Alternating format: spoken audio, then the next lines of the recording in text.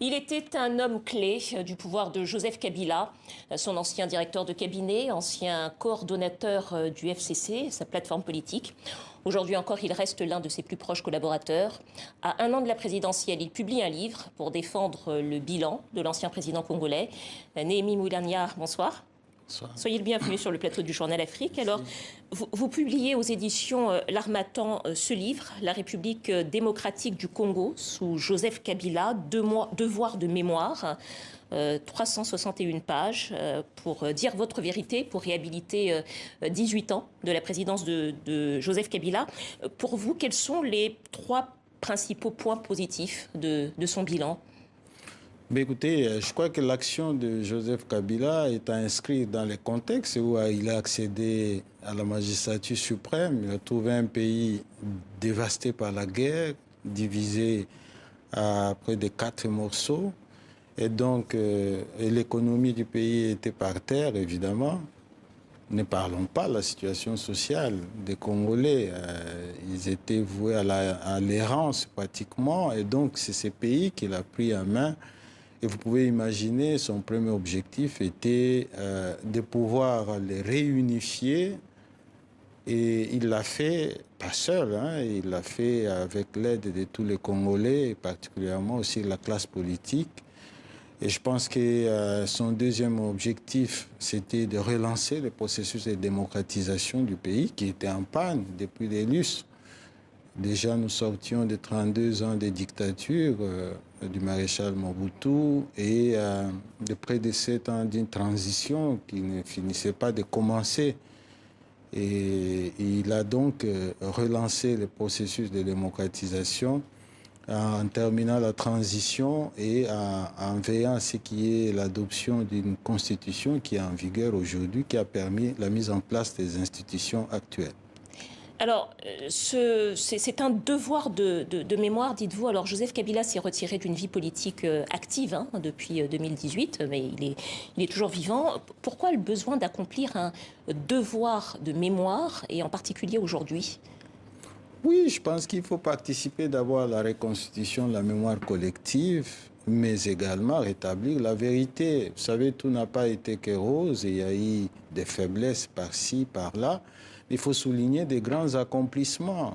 Si j'ai parlé tout à l'heure de la réunification, je pouvais tout autant parler de la relance de l'économie, la croissance jusqu'à frôler les 2 chiffres. Et pourquoi pas, n'est-ce pas, c'est cette question sécuritaire importante qu'il a su stabiliser dans le pays. On ne peut donc pas ne pas parler de tous ces accomplissements. Alors, je vous posais la question, pourquoi maintenant ? La présidentielle en RDC est prévue pour l'année prochaine et ces dernières semaines, on a observé une activité intense du clan Kabila. L'ancienne première dame a rassemblé les foules dans un stade à Kélémy le 8 mars. Elle a visité également le cardinal Ambongo, autorité religieuse de l'Église catholique en RDC. Maintenant, il y a ce livre qui est préfacé par Joseph Kabila lui-même, dont on sait qu'il a le verbe rare. Est-ce que ça veut dire qu'à un an de la présidentielle, de votre côté, la campagne est lancée ? Pas forcément. Et pour parler de la campagne, il faut évoquer le processus électoral. Vous savez que c'est un processus qui est très mal engagé aujourd'hui. Les juges électoraux, la CENI, n'est-ce pas, au premier niveau, et au second degré, la Cour constitutionnelle, vous savez qu'ils sont contestés, en tout cas par ma famille politique. Et pour le reste, on a l'impression que le pouvoir joue au fait accompli. Alors effectivement, on aura l'occasion de reparler peut-être de la constitution de la CENI, la Cour de la Commission électorale nationale indépendante, mais plusieurs activités, je disais politiques, de la sœur de M. Kabila, de la femme de M. Kabila, des conseillers de M. Kabila. Est-ce que dans cette présidentielle qui est prévue pour l'an prochain, Joseph Kabila pourrait être candidat ? Est-ce qu'il le souhaite ? Joseph Kabila a joué le jeu de la démocratie pour l'avoir réhabilité jusqu'au bout. Il a permis l'alternance pacifique, même si on en entend des dividendes, mais en même temps, en quittant le pouvoir à 47 ans, il est resté un acteur politique majeur et il a une famille politique. avec laquelle il faudra compter dans toutes les échéances à venir. Et donc, à 50 ans, je crois qu'il n'a pas pris sa retraite. Est-il que, pour le moment, il travaille à solidifier sa famille, à la faire sortir la crise de croissance qu'elle a subie un peu. Et ne donnez pas une autre appréciation à tout ce à quoi vous assistez. C'est un peu de vivacité à toute sa famille politique. Vous ne répondez pas tout à fait à la question. Est-ce que vous savez s'il souhaite revenir aux affaires en tant que président de la République ou pas? Est-ce qu'il peut se porter candidat à cette présidentielle l'an prochain? Ce qui est sûr, c'est que rien ne l'interdit. Mais est-il que le moment venu, avec sa famille politique, évidemment, lui-même devra se décider et ensuite, démocratiquement, au sein de sa famille politique, des options seront levées. Mais tout cela, ça serait dans le cadre d'un processus électoral corrigé parce que pour le moment, il est totalement biaisé et nous ne voyons pas, n'est-ce pas, poursuivre notre action dans ce cadre-là, à moins qu'il y ait des correctifs tout à fait évidents.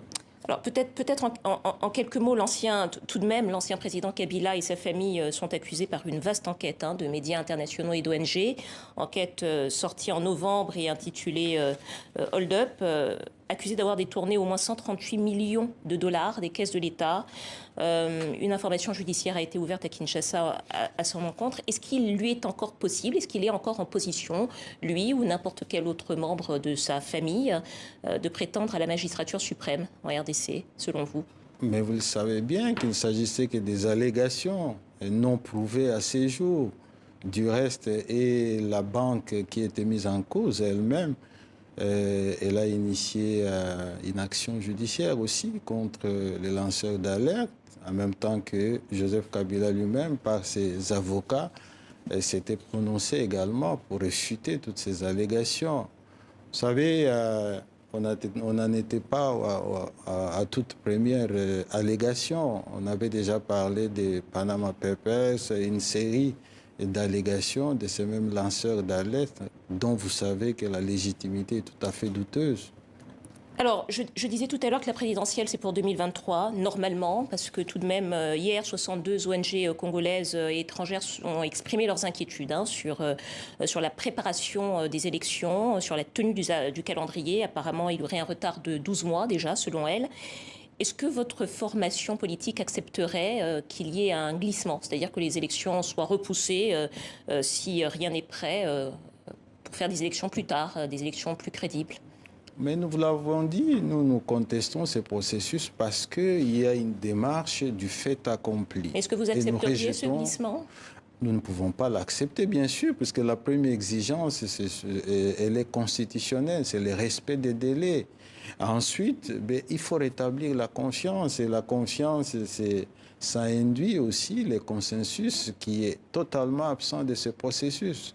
Dans ce cas de comment garantir la crédibilité des élections, comment en même temps garantir leur inclusivité, comment enfin garantir les résultats, l'acceptation des résultats par toutes les parties prenantes. Et je pense que c'est comme ça qu'on a l'impression que finalement on pense beaucoup au pouvoir, mais sans penser à l'avenir du pays. Parce que nous avons eu des précédents processus électoraux avec des fortunes diverses, mais qui ont eu le mérite, chaque fois, de mettre des institutions en place. Mais là, il faudrait quand même penser aussi à la stabilité du pays après les élections. À ce sujet, justement, l'an dernier, votre formation politique a intégré le bloc patriotique, coalition politique avec les chrétiens laïcs, avec la coalition Lamouka. Alors, Martin Fayoulou, candidat de Lamouka à la dernière présidentielle, a été un adversaire acharné de Joseph Kabila. Aujourd'hui, vous êtes ensemble dans la même coalition politique. Est-ce que ça veut dire que cette alliance peut aller jusqu'à une alliance politique en vue de la présidentielle en 2023? Est-ce que vous pourriez soutenir un candidat issu de votre coalition commune? Ce qui est sûr, c'est que pour le moment, nous avons un agenda commun. cet agenda, c'est d'avoir un processus électoral crédible, conforme à la Constitution, mais aussi qui pourra assurer, n'est-ce pas, une légitimité certaine aux institutions, aux animateurs qui en seront issus. Agenda commun, ça veut dire éventuellement candidat commun? L'histoire nous le dira. Mais pour l'instant, nous souhaitons d'abord travailler à la mise en place d'un processus électoral crédible, avec une institution comme la CENI totalement indépendante, évidemment pour garantir des résultats qui pourront être acceptés par tous et qui seront, n'est-ce pas, les garants de la stabilité du pays.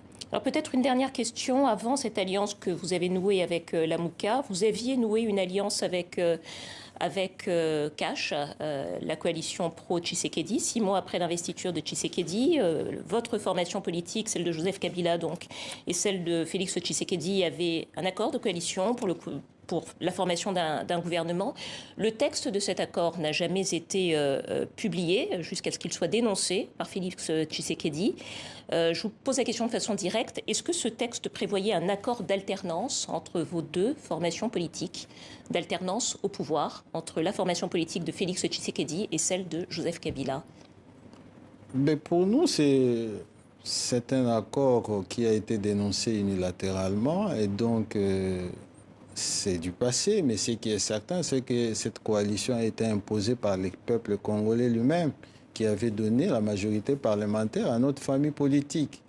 Et donc, ce qui s'est passé par la suite, évidemment, c'est un détournement de la majorité. Accord dénoncé, mais est-ce qu'il prévoyait une alternance entre vos deux formations politiques? Un détournement de la majorité qui frise même un coup d'État institutionnel. Et vous savez, cela ne pouvait pas rester sans conséquence. Nous avons une histoire douloureuse de détournement des majorités depuis 1960 dans notre pays. Je note qu'on ne connaîtra pas la teneur de ce texte. Merci beaucoup, Néhémie Mouilania Wilonja, ancien directeur de cabinet du président congolais Joseph Kabila. Merci beaucoup d'avoir répondu à nos questions.